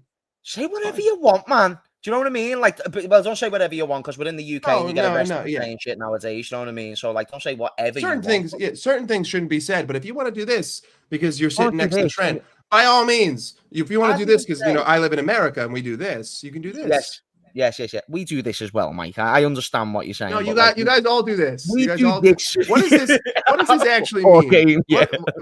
Does this mean like shove it? Notoriously, I've always believed this to be F off and this to be shit. I don't know why that's shit. Like, what is it? What is it with the British in this? Well, if you know, because I think vagina. Like, I think so it's not a vagina. So like there's two you're just things. A pussy. Like, no, pussy. So you're doing this. It's not this. It's this. You've got to like flick it up. We don't. What is this? So what is this? Is like fuck off, and fuck off. You wanker. You know what I mean? Fucking dare you, mate. Fuck off, yeah. Like all that shit. So it's a big up Ram. Enough, mate. Big up Ram's telling me. Big up That's Ram. a wrong translation, Rams. It means piss off? You mean fuck off? Because whenever I see this, I see people mouth the words "fuck off," cunt. Yes. Like, exactly. So we got there. Yeah. I feel like that's more shove it. Like that's more. This is way better, bro. This is what we do in America. This is what we do. We do this. We do this, and then the cameras have to pan away. Have you ever noticed that the cameras don't pan when someone's doing this, but they do pan when someone's doing this? Mate, that's because they can't. Like, they could panter like one patch of grass. They'll still find a British man somewhere. Oh, doing 100%. Just going like, or fuck this. off. Yeah. Fuck Shove off, it. mate. Shove it up your cram hole. Big I up. don't Big understand, up. though. Why do some US citizens do this? Is Oh, that just okay. like the No, gimpy so way? it's just a matter of what's your stuff. I mean, personally, I think if you do this, that's fucking weird. Like if you just do this, like you're a serial killer. Like it has to be this. It This is has the way to to be flip. that. This is the way that this is the way to flip someone off. Not this. This is weird. This is like I cut the edges off of just a turkey sandwich on white bread, like with nothing else. You That's have what no this gives thumb. me. This is giving me I fuck. Like this says Yes. I'm a man. Yes. But that's just I don't know. Again, it's just But it's a just a certain cultural dominance difference. when we do this. We assert dominance. But we also use different words. Like, you know, see you next Tuesday is big overseas, but we have different words that some people get canceled for and some people don't. Yes. But different words, different language. We also just have different banter, you know, like there's different words for everything. Trash cans are not rubbish bins. I think Americans are quite submissive to our banter. What do you mean?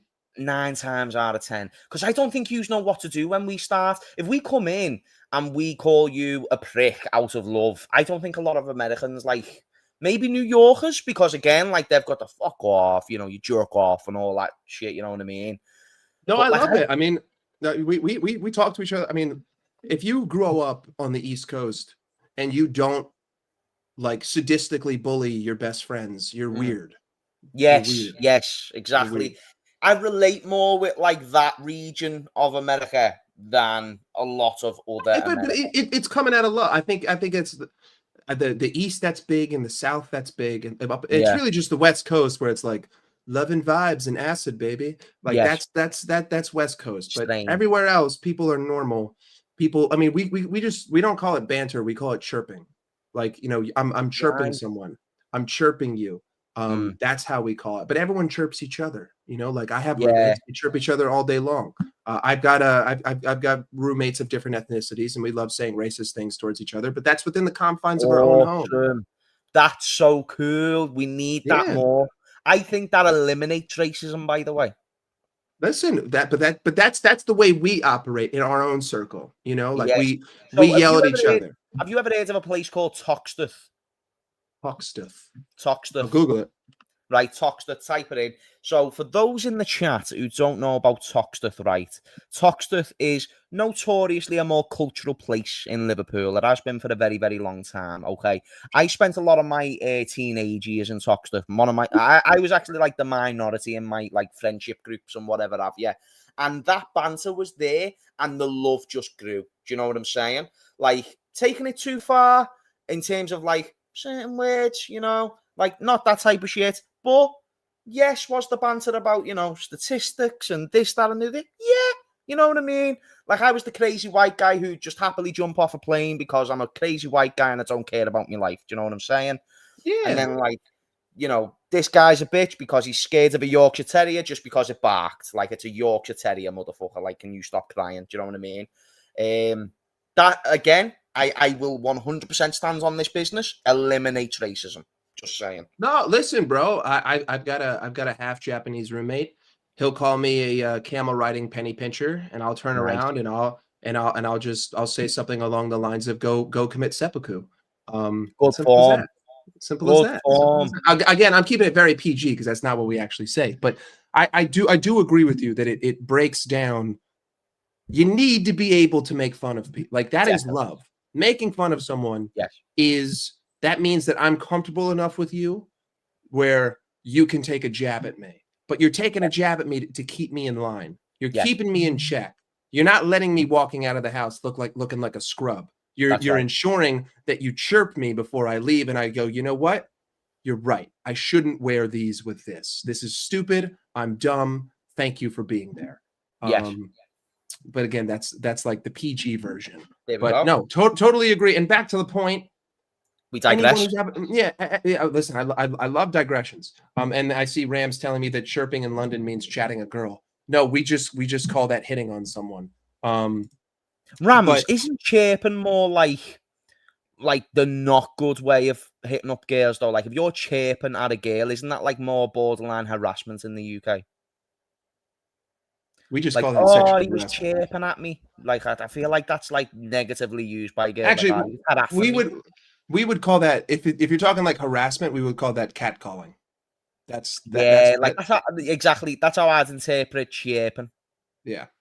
No, chirping is like, I go to a sports game and I see someone wearing the jersey of another team, so I just chirp at them, right? Nah, Like okay. I'm just chirping some insults, and Yeah, he's just taking the banter. And listen, in America, if you go to another stadium and you're wearing the colors of another team, because I know that in England you guys aren't big into wearing jerseys, but in America everyone wears jerseys to games, yeah, no matter what the sport is. You're gonna get chirped. And if you yeah, can't take it, I would advise you don't go. That's yeah, like, again, that's like getting mad at your kid for painting the walls when you left him a bucket of paint and a brush and you left the house for an entire day. He's gonna fucking paint. So, you get what you get when you expect it. But I anyway, was back going to to say as well in Liverpool, if we're like talking, like in the case that Rams used, chirping to a girl, we actually, so in Liverpool, the term is bending on. So, like, oh, lads, did you bend on here?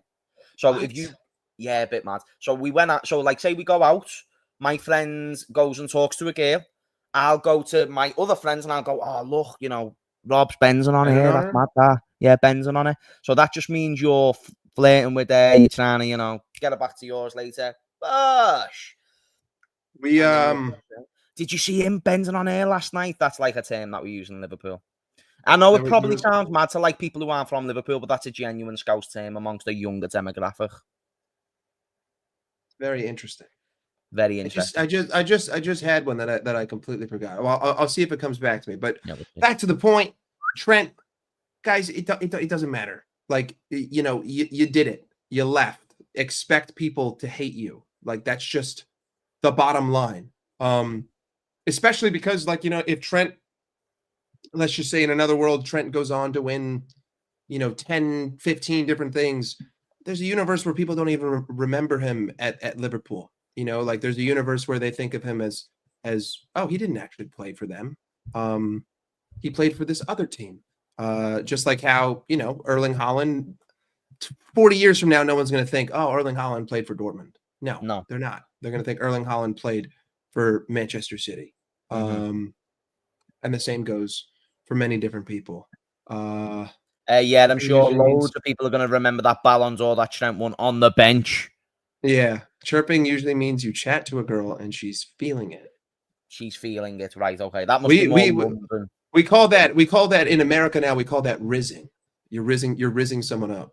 No, is that now widely across America now? Oh yeah, I mean, like, for the last, like, Yeah. 5 years, people go, oh, like, he's risen up some I chick or can't really talk, whatever. but yous are falling down a dark hole if that's your new terminology Listen, for that type bro, of bro, scenario. bro. The kids' brains are fried. The kids, I mean, like, they walk around. Oh, this is what I was gonna say. You see, in America, Half of like, them are obese. how you say, like, he's my guy, like, Yeah, like you would say, oh, Ekatike is my guy. Well, yeah, if you go into New York, where New York, I believe, has the best banter in the country, agreed. you go over into New York, and people say that's my son, and I love that one. Like, you don't say someone's my guy, you say my son. So you'd be like, yo, my son is absolutely killing it today. So I'd be looking at Hugo Ekatike, and I'd say, yo, my son is fucking dominating. My son just scored a hat trick, rather than my guy. I like that one. I like that That's one a a lot. good one. That's a Or good or like, well, or like, like, if it's one of your friends, you'd be like, yo, my son is killing it right now. Okay, yeah. But Okay. that's exclusive. New York, the five boroughs, that's the best banter. See, I I would mean, have listen, interpreted that as like disrespect, like he's calling no, you. no, no, no, no. Or That's like what was the word for banter again? chirping. There we go, chirping. I'd have thought that is chirping by calling someone your son.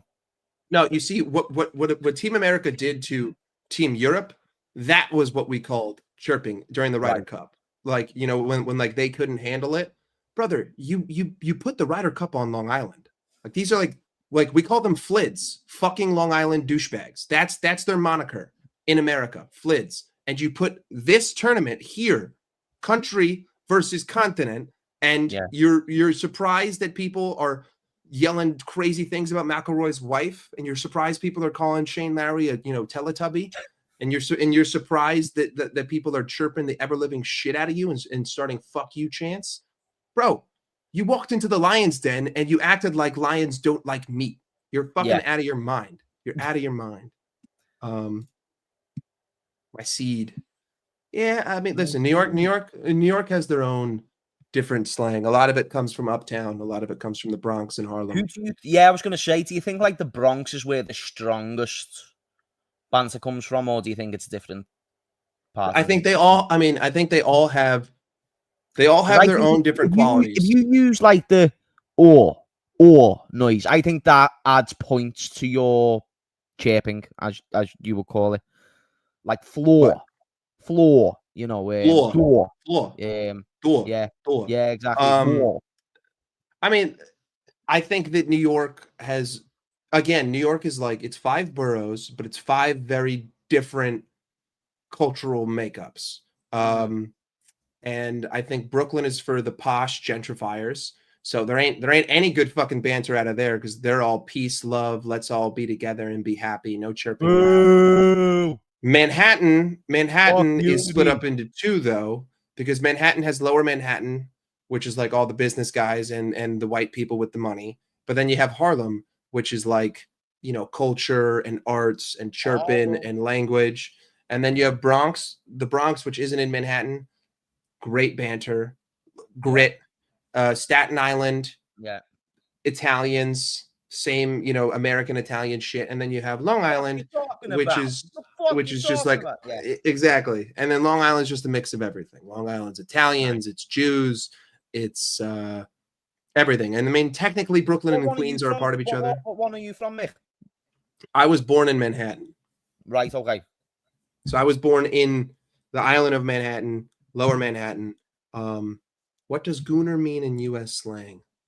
My nephews told me off for calling their dad a gooner. Oh, a gooner. Oh, shit. You shouldn't have done that. Okay. So a gooner is someone who, okay, the best way to put this would be like, if I called you a gooner. Should I turn my mic off, my camera off for this? No.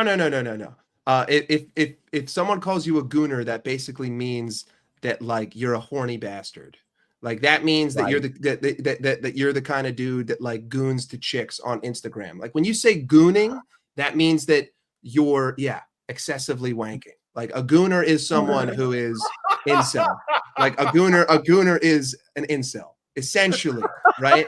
But then like, okay, see, America's different because we're so internet brain dead, like that everything in the slang, it just like like we got like skibbity toilet, we got gooning, we got edging, skibbity leg, all that skibbity, you got riz. So like we start all this stuff because it's so terrible for your brain and because Twitch is just so ever expansive. But gooning basically just means you're an incel. You're an incel. So you don't want to call someone a gooner, especially if they're young. If like they're like 12 years old and like they're on TikTok, they'll be like, yo, why the fuck are you saying that my dad wanks? You're out of your mind.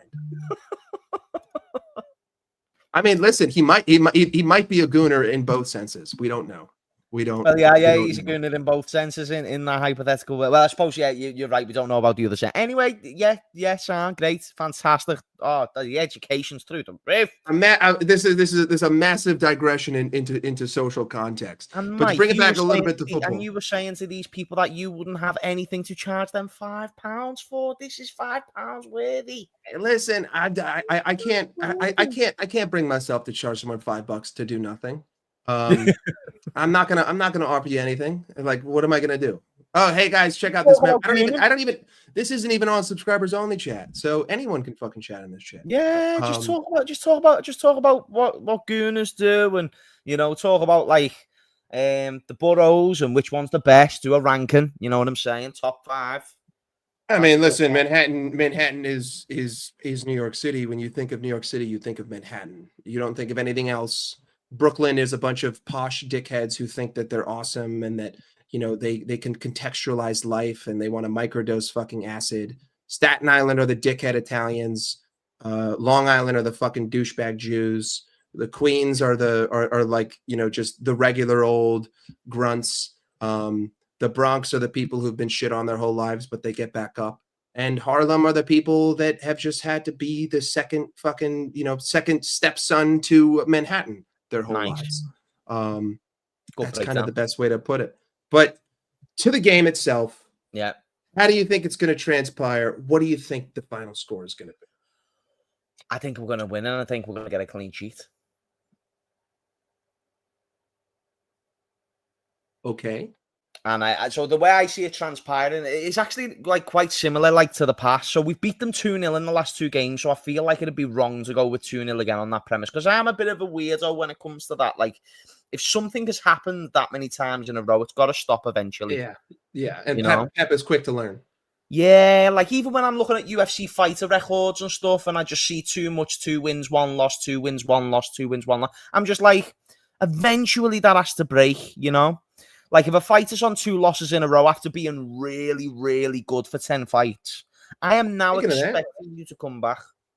My roommate, he just pulled trigger on 323 because the tickets are so cheap. Marab versus Jan, Pantoja versus Van. Yeah, we were just at 320. So Dana White can have the gate revenue and the gate records. My man. Yeah, I was just at 320. Pereira versus Ankalaev. Did you go? And I love. Yeah. I've been to that. I've been to 4 already. I've been to 4 UFC events in America. So sick. 2 in Vegas, 1 in Salt Lake, 1 in LA, and then this one's just so cheap.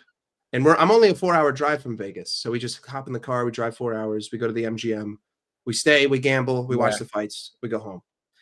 The thing I hate about the UFC is the fact when it comes to England, it is so unbelievably expensive. I know, it's because you only get like 1 a year. Rare. Yes, Yeah. and there was a point where we had like Leon Edwards, Tom Aspinall was fighting for the interim championship. Like we had some badass dudes like competing, but now like the one Lerone Murphy. Lerone Murphy now can probably step up to the plate if Mosfar keeps being a bitch. So yeah, like we could have a new title contender in him. That would definitely be a great shout. But like they've only ever been to Liverpool once with Darren Till versus Wonderboy, and like I'm really hoping that changes soon, and I don't think it's going to, because Darren Till, when he fought Wonderboy, he was on the come up still. Like he was still the fighter way before the title shot. When Paddy Pimblett, like he's already broken. Did he lose that fight? Did he lose? No, he won. Well, he won on paper. And I thought Wonderboy just edged it, to be honest. But I do think Darren Till got the home advantage. It was a close fight, though. Like, it was a good stand-up affair.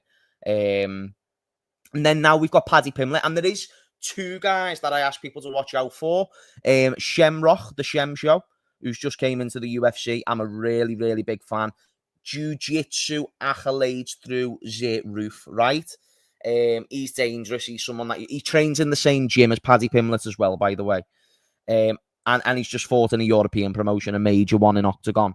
And then you've also got Luke Riley, who's just fought on the Contender Series. And when I tell you this man's hands are so slick, it is unbelievable. This guy, if people think Paddy is just going to get banged out by Taporia, if he's sparring with him, like Luke Riley, hands, because Riley used to just be purely a striker.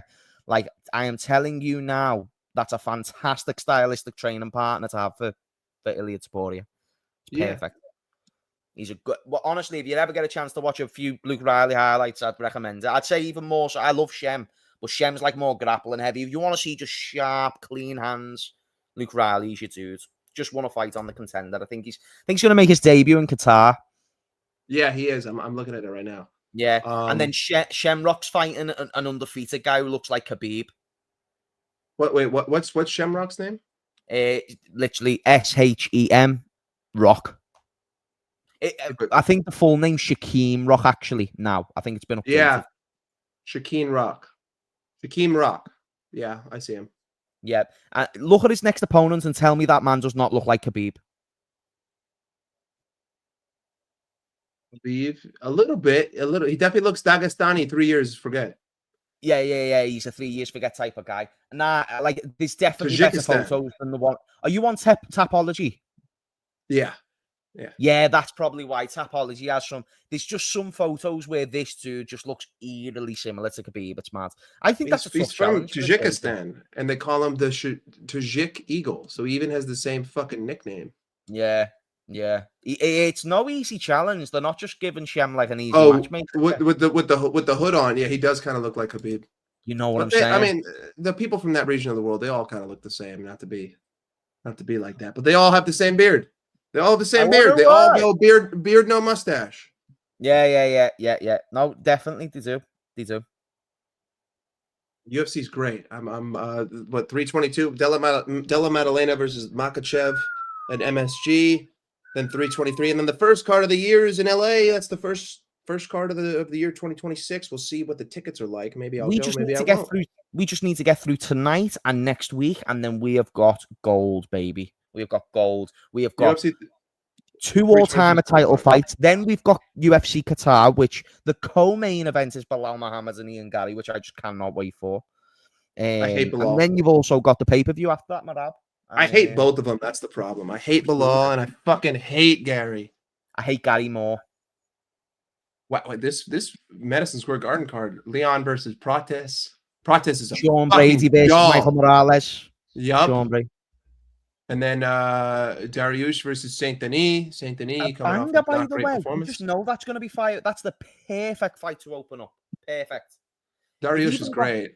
Do you remember that dude who fought on the same card as Chimaev? Sisakayev, his name is. So he fought on the Contender, and then 5 days later he fought on the UFC card that Chimaev was headlining. He's Chimaev's mate. I think it was 5 days. Hamzat Chimaev. Look, yeah. So don't type in Khamzat Chimaev. Type in Susakayev. So SUSUR, and then it should just come up. He should be about 9-0, 10-0.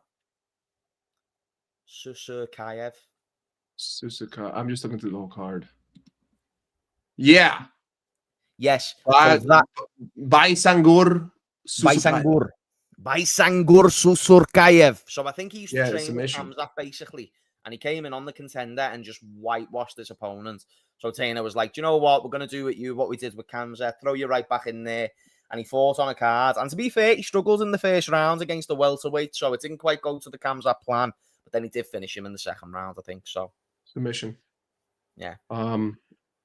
Dude looks good, but he's fighting another bum on this card, so they're just trying to build him.